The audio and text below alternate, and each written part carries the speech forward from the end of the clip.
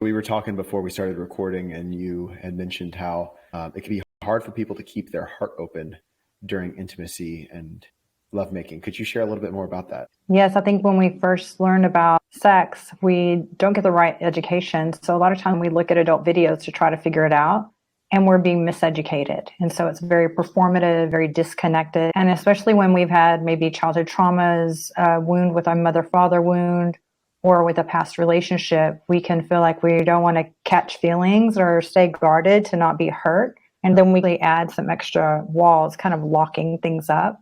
And so many people in our world are walking around with their heart chakra closed or blocked off. And so whenever we're making love with a partner, a lot of times it can be challenging because we're so used to disconnecting our sexual energy with our emotions and with our heart space. Sometimes if women have had a experience in the past where they've had some kind of trauma and they're with a partner that they feel really safe with, sometimes even that man can be very evolved, doing the work, but still can go into those primal spaces sometimes as the passion revs up and kind of can be out and not feeling that full heart presence connection. And for women, them to be their most orgasmic, safety is so key. And so whenever they're feeling like the partner's a little checked out, like there, but not fully there or not fully present in their heart energy, there can be that disconnect there. And some really amazing women have shared that this is a challenge that they've experienced. And I can share just from the masculine perspective too, that could be flopped another way, right? Like you can be intimate with a woman and she's completely closed off and you're like, what's happening?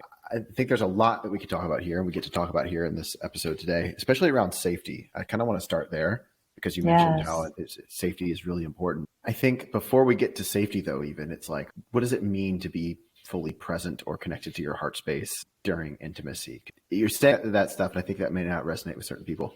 They don't know quite what you're saying. Yeah, what the heck is that anyway? Yeah.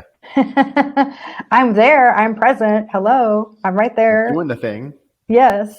Our bodies are connected. How am I disconnected, right? And first, I will also add that before Tantra, I was very much my unhealthy masculine. I don't want to say there's toxic masculine, but we all are a balance of masculine, feminine. And I was in my unhealthy masculine and being too guarded and trying to be too much in control and things like that as well. So I've actually done this too. Whenever I would be operating more from my ego or for validation, I wanted to have the sex or that my desires met or get words of affirmation when I was doing a good job. How did I become a sex expert, recovering people pleaser? So I became really good at this. What happens is when we're in our heart space, we're allowing the emotion and the connection from our hearts to connect to our lover with a lot of care. There's going to be more intimacy, just more loving. And it doesn't have to be that you're in a long-term, we're going to be married relationship, but can you just make love to even that other person's soul? Because in our world, we want a soulmate, but we don't know how to do soul mating. We just are able to meet each other and be skin to skin with one another and be fully naked in a bed, but still so guarded with our masks on. Like intimacy practice in Tantra is eye gazing. That's a really edgy practice for so many people.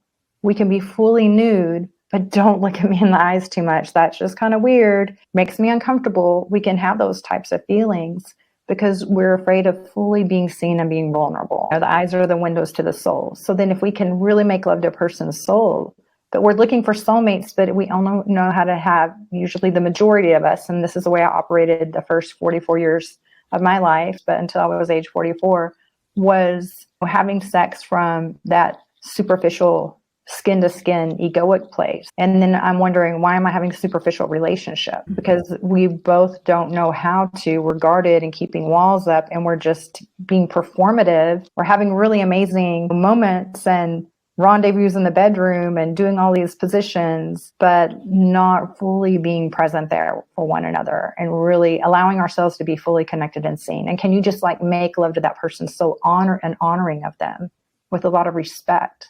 What do you think gets in the way of that? Our fear of being hurt, our fear of being seen. And that can even come from the emotional wounds we had as children when we were hoping our parents would be there for us and they weren't. And we don't feel like we can trust people, that people just let us down. Yeah. And I think shame as well. Yes. Put a picture here too. A lot of shame. Yeah. I feel like because we don't want to be seen, or we want to be seen, but we don't want to be seen. It's a very interesting paradox, right? Like, I want you to see me, but not that part of me. Yeah. But All the that good thing parts. that I'm scared to see. And I think that can get in the way of that intimacy, of allowing yourself to be witnessed in all of it. Are we comfortable with our sexuality? We talk about being comfortable with our bodies, and so many of us aren't. Then even if you're comfortable with your body, are you comfortable with your sexuality? Or have you been conditioned or programmed by society to feel shame about lovemaking, or that you're doing something wrong, or it's only to, like in Christianity, a lot of it was, this is only for procreation, to have a child. Other than that, you're not supposed to. So there's a lot of stories that we get programmed in our subconscious mind from a very early age. Even if we want to explore our own bodies, your parents can be like, oh, don't do that. Get your hands out of your pants. Right. So there's don't touch yourself there, but you can touch every other body. Yeah, this part of you is bad. So what does the unraveling of all of those look like? How does one start that journey of like, all right, I really want to get connected, and I do want to have that love making where it feels like we're making love to each other's souls. To get to that point, I think there's a lot of unraveling that needs to happen. Where would somebody start? Starting with a lot of the things that you share and teach about is self-love. Because when we can first have that connection with someone else, because we can only meet someone's emotions as deeply as they met their own. We can only meet someone intimately as deeply as they've had intimacy with themselves. Experiencing even self-intimacy, self-pleasure, self-love,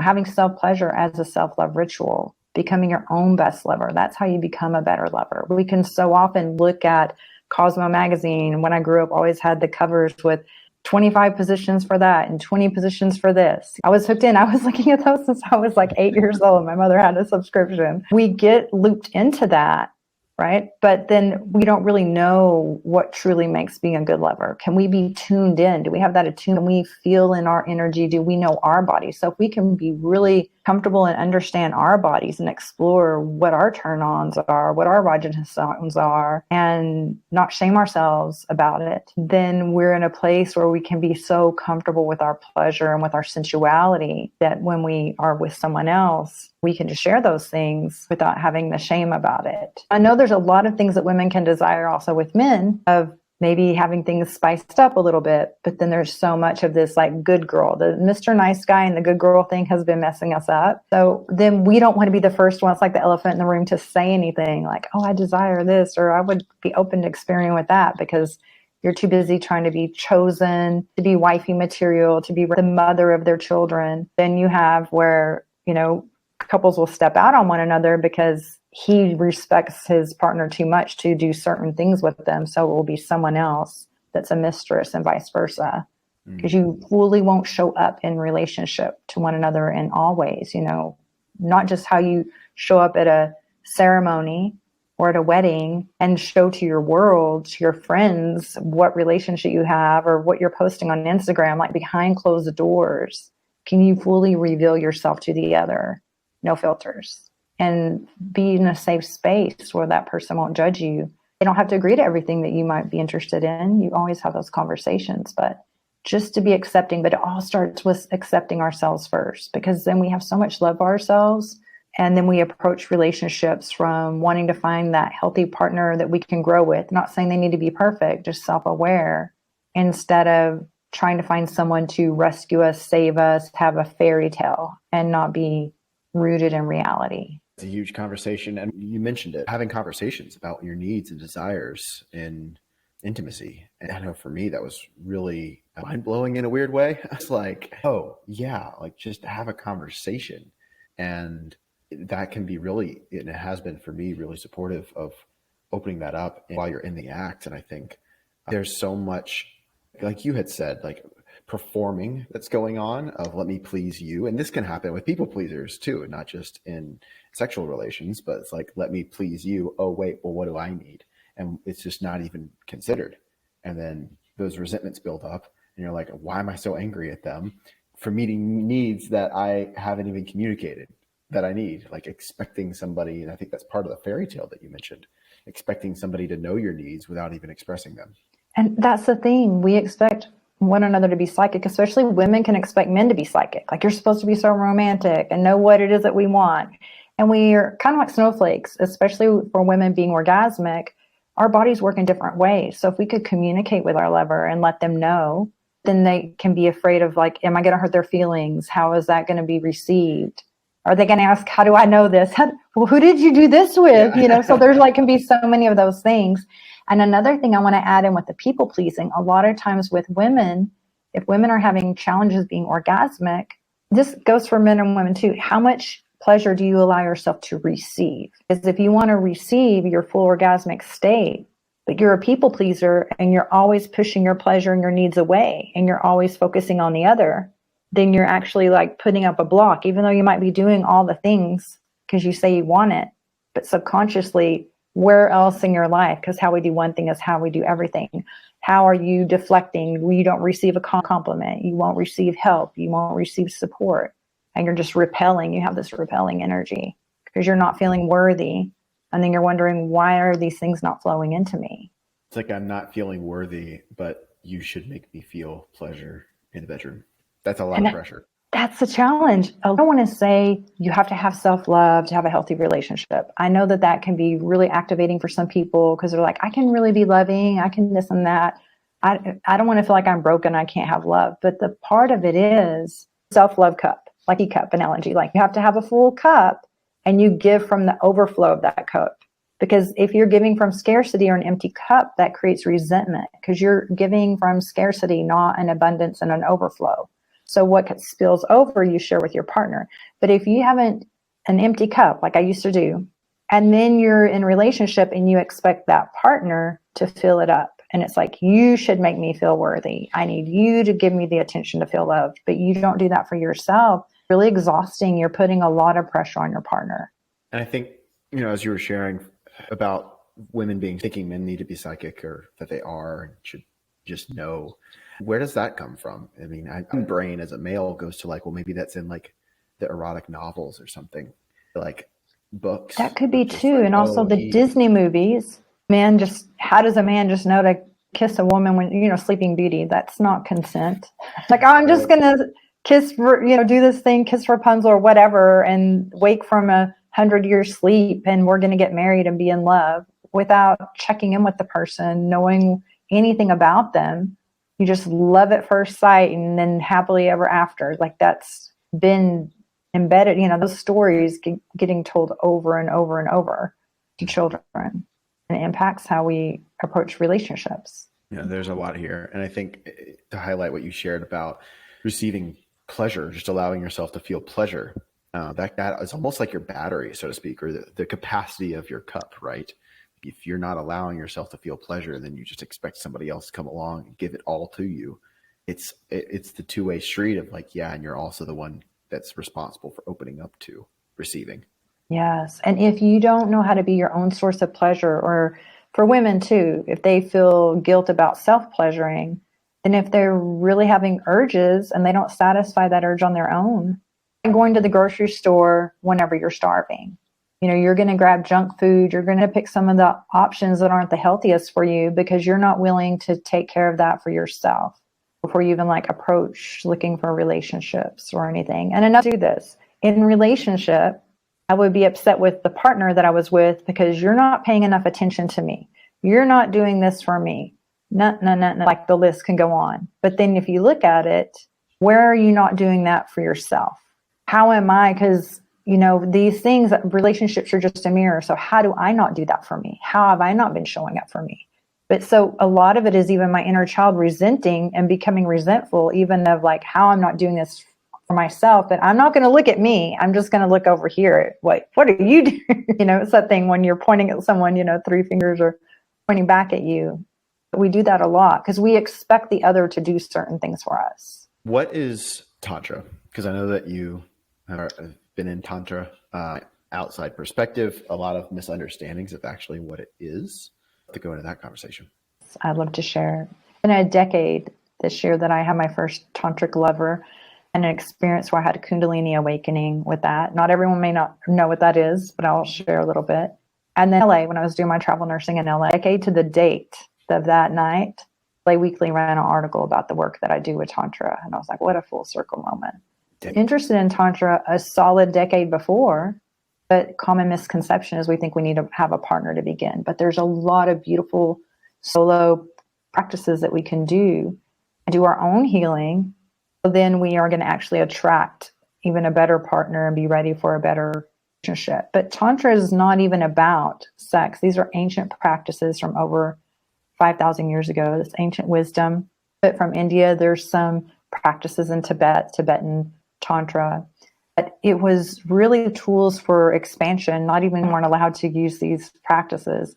And it was really to have your consciousness and your awareness. So you think of maybe a Buddhist monk, Himalayas, meditating for hours on the side of a mountain, really get to the high states of consciousness. And Zen would do like different breathwork practices, mantras, yantras, meditations, breathwork, and to open up the energy centers, the chakras through the body, so they could go from the root chakra all the way up to getting their crown chakra activated.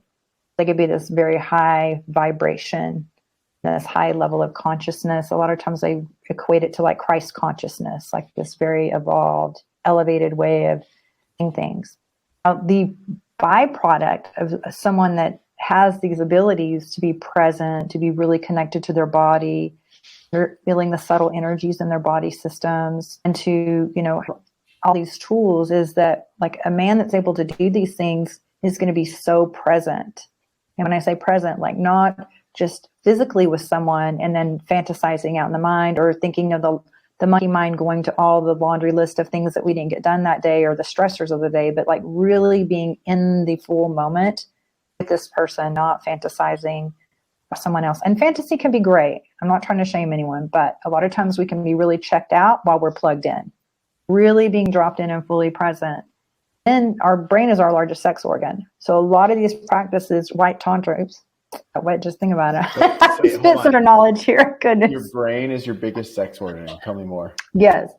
White tantra practices really focus with your brain, with the breath work, the mantras, the meditations, visualizations like yantras, looking at different mandala geometric shapes to really unlock things and just meditate and be in this of that. Pink tantra practices focus on your chakra, but with the brain being your largest sex organ, the longer a man can stay in a meditative state, longer he'll be able to last in bed before relation. For females, the longer a female can be in a meditative state, the more easy it will be for them to orgasmic. So a lot of times it's our monkey mind is distracting us from pleasure. How often can we be there, but we're not fully experiencing the pleasure in our body? So Tantra helps you through your five senses operate in our world so much from the neck up to really drop into your body and fully feel and experience the pleasure through all five senses. And that creates more pleasure, and you just know how to breathe it fully through your body. Now, Pink Tantra focuses on the heart chakra, energy center, and that connects your upper and lower chakras. This connects you with the world around you. And Pink Tantra is a lot of love practices. And when I started into those more, that's how I started healing from my unhealthy dating patterns that I had. To go from just dating one person to dating the next person, did not pause. And at the time, I was just like, oh, well, of course I have people ready to date me, my ego, tripping me up. Instead of just sitting for a moment, what lesson can I learn about that? What self-awareness can I have? What patterns or childhood wounds were getting triggered up or led me into those decisions of having that relationship?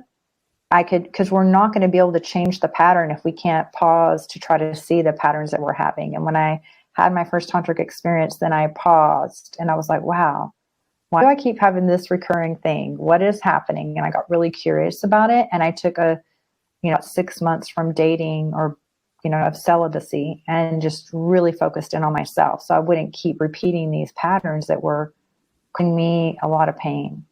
There's two types of Tantra then, from what you shared. There's actually four. There's white Tantras, all the meditation practices. The Pink Tantra, then you have red Tantra, which is the self-pleasure rituals, working more with your sexual energy and your sacral chakra. Your sexual energy is your most creative energy. It's your life force energy. We're literally created from sexual energy. So why is there shame in such creation? So working with that energy center and then inviting a lover in and having like this sacred sexuality. And you're able even with your chakras and your energy centers in your body, think of your little chakras are almost like these little Christmas tree lights, like a string of them. It's like a Christmas tree. If one of them is blocked and not fully functioning, it can keep the other lights from It's like stealing the supply in a way, and they're not going to light up the same way. So you want all of your chakras on and popping and lit up. And whenever you are meditative practices and doing breath work and your chakras are more open, then you can even feel that energy between you and a lover. And that's when I used to joke, I thought missionary position was the lamest. Like, oh my goodness, that's just so outdated, whatever. And with one of my lovers, I realized that was the most powerful position. When he was doing his work and his chakras were really powerful, then it actually let our chakra centers line up.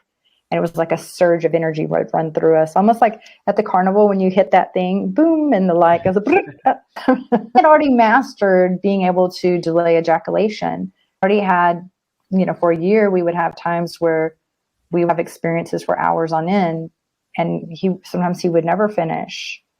And suddenly when he was doing more meditation and breath work, and I was training to become certified Tantra educator, so I was doing more practices all the time consistently, all of a sudden, if we were together, that was it. And it took a moment for me to realize what was happening. And he was shaking his head. He was like, I don't know what's happening. Like, why is this all of a sudden? I just don't have the control. I remember he just jumped out of the bed one time and he was shaking his head like, what happened? And then I thought about it. I was like, oh, it's our chakras are charging each other up. So then we knew that ended up being the most powerful, most intimate position for us. And we had to save that one for last. We're like, oh, we can't do that till later because it was actually the hottest position. That's because our energy. So you have a flow of energy with that person. And then Black Tantra is a neo form of Tantra, modern age, with a twist of using with the Tantra energetics, BDSM, and kink with it. You have a lot of like the power play, using those aspects, ending them with Tantra practices, which can be really powerful. And the intention of all of this, would you say, is? Well, the intention with Tantra is actually doing things in life with intention, having sex as a prayer, honor of the divine of that person, honoring them and they're honoring you. And it's a way of like worshiping one another with your bodies and having this beautiful connection and just seeing how amazing you are and fully allowing yourself to be seen. And not even being so performative, like just giggling and laughing while you're in bed together and not making it all so serious.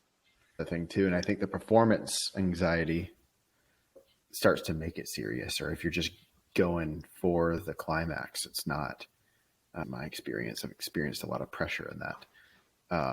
I guess your experience helps to ease that performance anxiety of, let me just get off, because I've experienced that just myself, but also with my partners at times too. And I get it. We're human. And sometimes you just need to get off. And like at the same time, when it's something that's forced, let down, or at least when it's forced on me. And I'm like, so anyway, I would love to hear your perspective on that.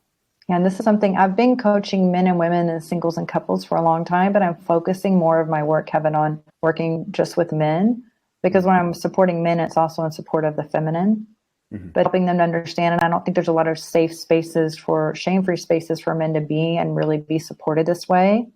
Yeah. Patriarchy just hasn't been disempowering to women. It's been disempowering to men and giving these old narratives about how men should be that are really not serving them. Like the thing of about that.